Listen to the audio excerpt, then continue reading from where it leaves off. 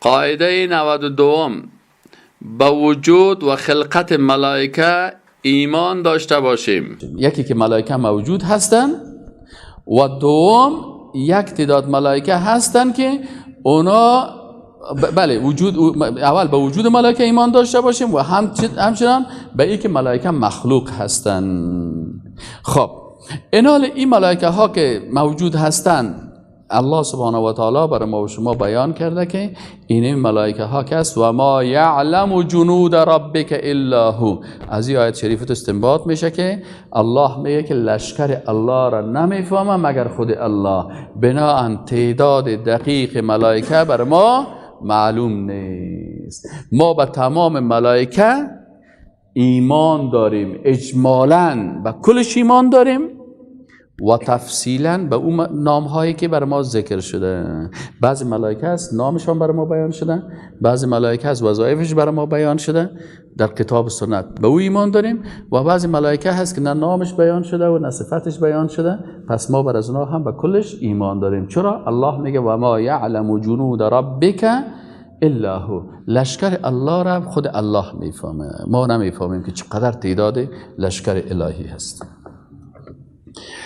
ام المؤمنین عایشه صدیقه رضی الله عنها روایت میکنه که رسول الله صلی الله علیه و سلم گفت که ملائکه از نور خلق شده.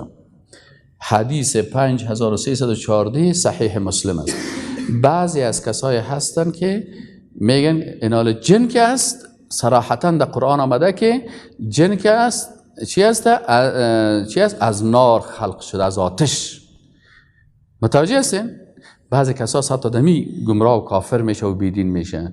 ملائکه از نور خلق شدن و جنیات از نار، از آتش خلق شدن و انسانها اصلشان از خاک است، اصلشان، و نسلشان از آب است. یکی اصل است، یکی نسل است. اصل انسان از چی است؟ از خاک.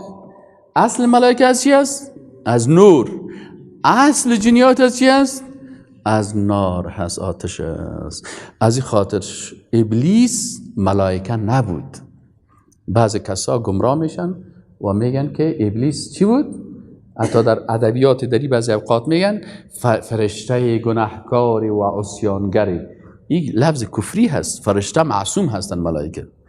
فرشته که هست، ملائکه که هست، اینا از نور هستن. ابلیس از آتش است. خودش در قرآن الله ذکر کرده که ابلیس میگه که به الله میگه خلقتنی من نار و خلقته من طین. سیست نه؟ خود ابلیس بر الله چی میگه که یا الله من از آدم که برتر هستم، من از آتش خلق شدیم. او از چی خلق شده؟ از خاک خلق شده. امروزی بسیار فارسی زبان ها میگن که گپای شیطان هم میگن. این قوم پرستا که هستن شاگردای شیطان هستن. شیطان گفت که من از آدم که چی هستم؟ برتر هستم. چرا برتر هستی؟ گفت من از آتش خلق شدیم، او از چی خلق شده؟ از خاک خلق شده. من باید چطور بر از او احترام کنم؟ حال فارسی زبانای ابلیس صفت میگن که ما دری زبان هستیم، ما لفظ ما شیر وارست. پشتون چیست؟ ازبک چیست؟ عرب چیز؟ پاکستانی چیز؟ قوم پرست پشتونای ابلیس صفت چی میگن؟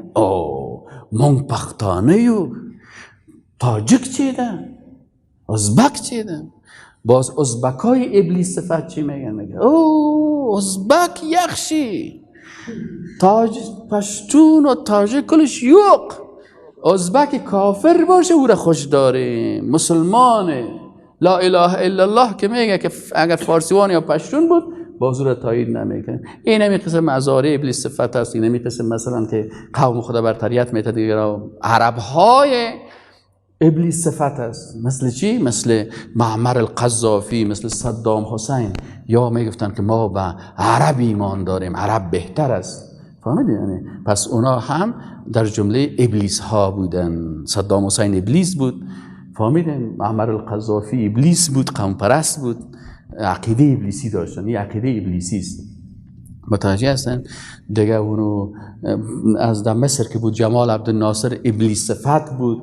پشتونخوا که هستن در پاکستان یا قوم یا گروه ابلیس هستن. ستم ملی حزب ابلیسی هست، احزاب قومی احزاب ابلیسی شیطانی است. چرا اول جمله را کی گفته؟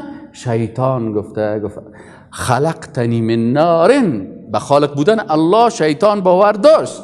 گفت یا الله تو مرا خلق کردی از آتش و خلقته من طین، او را از خاک پیدا کردی، بنان آدم در نظر من نمیآید، من برای احترام نمیکنم، امر تو را هم قبول ندارم.